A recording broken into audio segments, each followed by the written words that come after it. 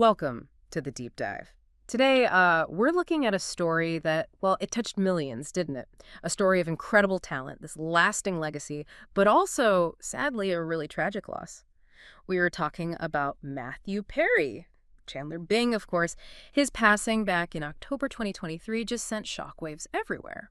Yeah, huge shockwaves. And, while everyone remembers the joy he brought on friends, the actual circumstances of his death ruled a ketamine overdose. Mm. They quickly became the focus of this really complex legal investigation. Hmm. It's just such a sobering reminder, isn't it? That addiction, it can touch anyone, fame, fortune, it doesn't seem to matter. It really doesn't. And that really sets the stage for what we're diving into today. Our mission, really, is to unpack the latest legal developments around his death. Right. Specifically, we're focusing on this recent plea agreement from a woman prosecutors called the Ketamine Queen. We want to go, beyond just the headlines and look at the details, the investigation itself, who was involved, this whole tragic supply chain that led to his death. And our deep dive today, it's grounded in a recent news article detailing these legal proceedings. It gives us a pretty clear window into the case. So let's get into it. Okay, so the big news here is Jasmine Sangha. She's the woman prosecutors dubbed the Ketamine Queen, and she's now agreed to plead guilty. Ah, okay. And this is significant because, well, she's the fifth and final defendant charged in connection with Perry's overdose to reach a plea agreement with federal prosecutors. The final one. Wow. Yeah. She had initially pleaded not guilty, so this change means she avoids a trial that was actually set for this August. That moniker, Ketamine Queen, I mean, it sounds pretty aggressive. The source even says prosecutors used it in official case names. What does that tell us about their approach and, what was she actually charged with? Well, prosecutors definitely painted her as a prolific drug dealer. Yeah. They wanted to show she was central to a larger operation. Right. And the charges were serious. One count of conspiracy to distribute ketamine, one count of maintaining a drug-involved premises, one count of possession with intent to distribute meth, another for possession with intent for ketamine, and then 5 counts of actual distribution of ketamine. Wow. Looking at potentially up to 45 years in prison when she's sentenced. 45 years. That is incredibly serious. It really underlines the gravity here. What does the range of those charges, conspiracy, distribution, maintaining premises, what does that tell us about how central they thought her role was, even beyond just Perry's case? Exactly. It shows I viewed her as a major player. The investigation initially really zeroed in on her and Dr. Salvador Placencia as the primary targets. Okay, Dr. Placencia. Yeah, and he actually signed his own plea deal back in June. The other 3 defendants, Dr. Mark Chavez, Kenneth Iomasa, and Eric Fleming, they'd already agreed to plead guilty last year. Right, I remember hearing about those. And their cooperation, their statements implicating Sangha and Placencia, that was crucial, really helped build the case against the main targets. This next bit, it really underscores the tragic mix of factors in Matthew Perry's situation.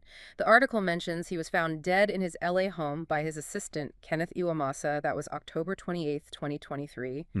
And the medical examiner was clear. Ketamine was the primary cause. But, and this is key, the source points out, Perry had been using ketamine legally. Right, with his own doctor. Yeah, with his regular doctor as an off-label treatment for depression. And this is where it gets so murky, isn't it? The authorized medical use versus, well, this outcome. It absolutely does. It gets really complicated, and it raises that big question.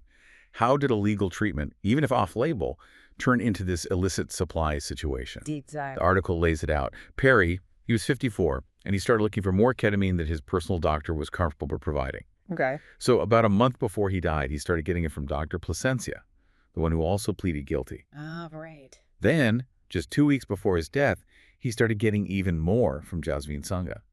It just paints this picture of a desperate search for the substance. It really does. A stark picture of escalating need. Yeah.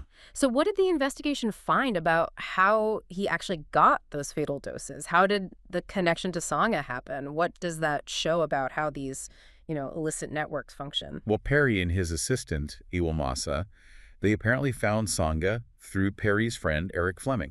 Okay, so through connections. Yeah, exactly.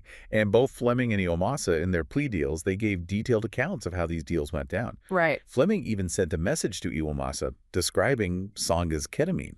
He said it was, quote, unmarked, but it's amazing, and specifically noted she deals with high-end and celebs. If it were not great stuff, she'd lose her business. Wow. That message is quite something. It really pulls back the curtain, doesn't it, on how these networks operate, especially catering to high-profile clients. It's all about perceived quality, discretion, almost like a dark reflection of legitimate business. Totally. It's about reputation, even in the illicit market. So bringing it back to the core legal case, what's the prosecution's direct link between this supply chain, Sangha, Placencia, the others, and Matthew Perry's death?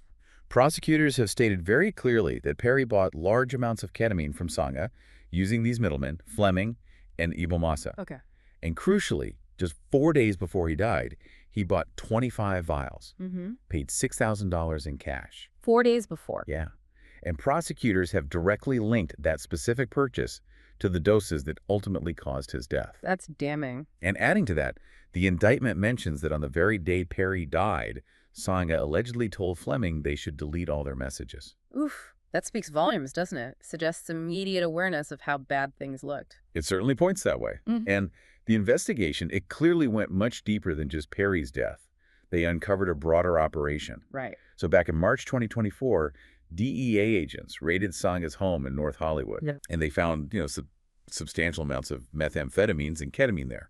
She was formally indicted in June, arrested in August, and she's been in jail ever since. And none of them have been sentenced yet, you said? No, not yet. But these plea deals, they clear the way for sentencing to move forward now. And it's just, it's crucial to remember the backdrop here. Matthew Perry had been very public about his struggles with addiction for years, even during the height of his friend's fame. Yeah, a long public struggle. That history, that ongoing vulnerability, is just such a tragic context for all of this. So, stepping back, what does this all mean? When you think about this case, the complexities are just striking. You've got this substance, ketamine, which can be used legitimately for depression. Right, under medical supervision. But then it intersects with these illegal distribution networks. And you have someone, struggling profoundly with addiction, desperately seeking more. And then finally, the legal system trying to establish accountability for those who supplied the fatal dose. It's just a really tragic mix of factors. It really is. Yeah. And if you think about the bigger picture, what this deep dive shows us is something pretty profound about these hidden networks, right? How substances move, even when they start or sort of brush up against legitimate medical use. Yeah. What does it tell us about vulnerability, even for someone famous with resources? Addiction can still take hold, and the ripple effects, they're huge for everyone involved. Absolutely. It really raises this important question for all of us, doesn't it? We live in a world where access to different substances, maybe it's expanding legally or illegally.